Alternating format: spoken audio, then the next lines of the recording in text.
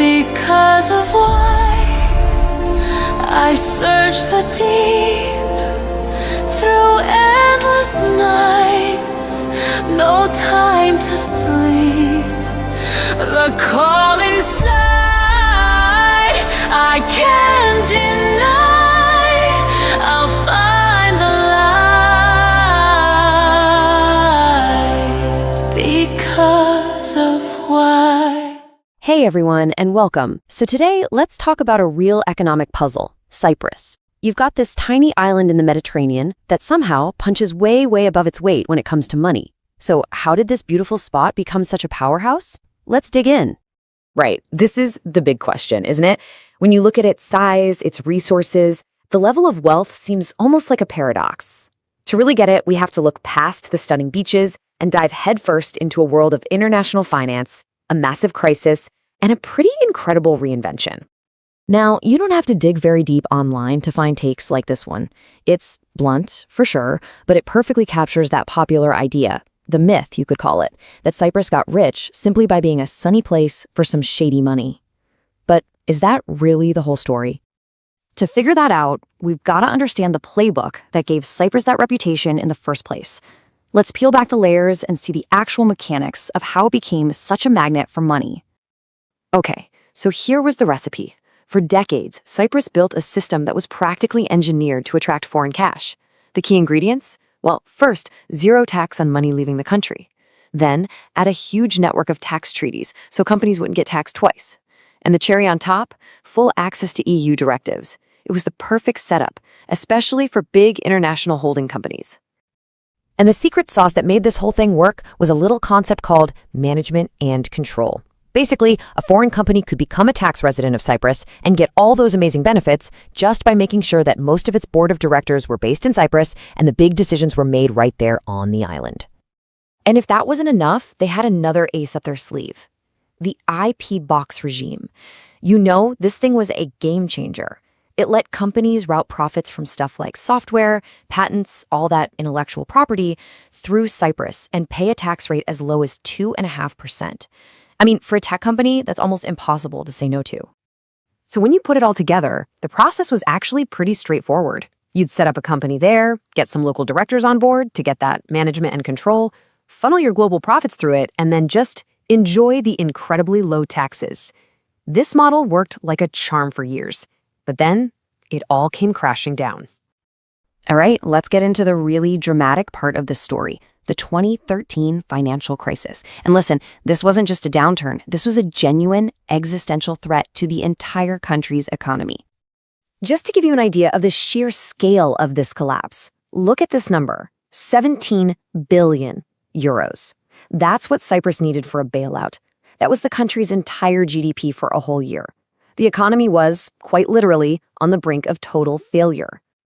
So how on earth did it get so bad so fast? Well, it was a perfect storm. After joining the EU in 2004, a flood of foreign money created this massive real estate bubble.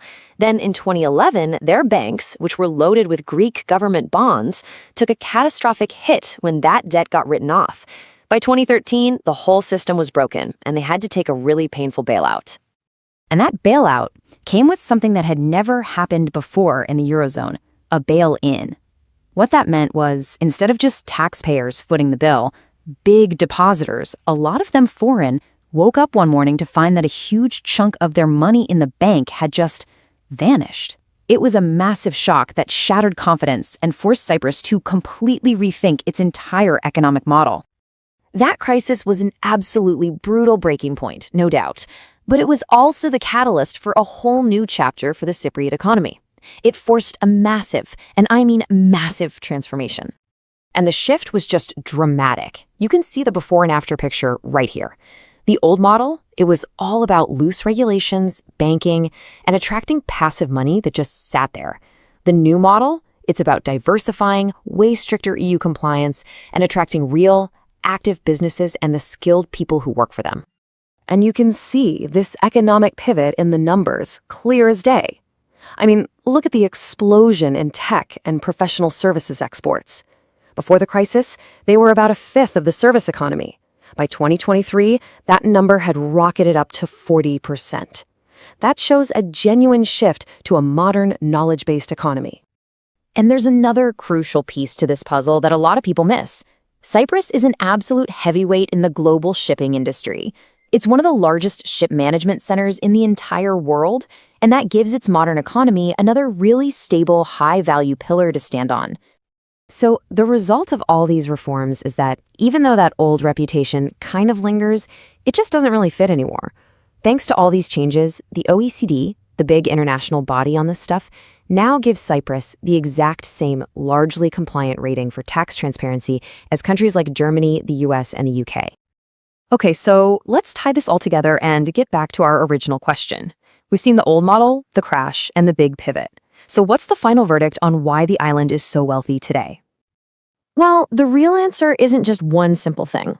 It's a mix. Cyprus is definitely still benefiting from its old legacy as a financial hub, but it's successfully built on top of that, branching out into tech and shipping.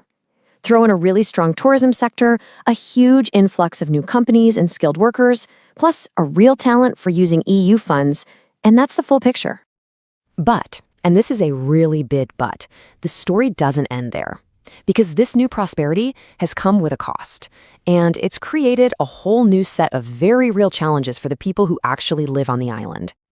And this one number tells a really stark story, the Gini coefficient. It's basically a measure of inequality.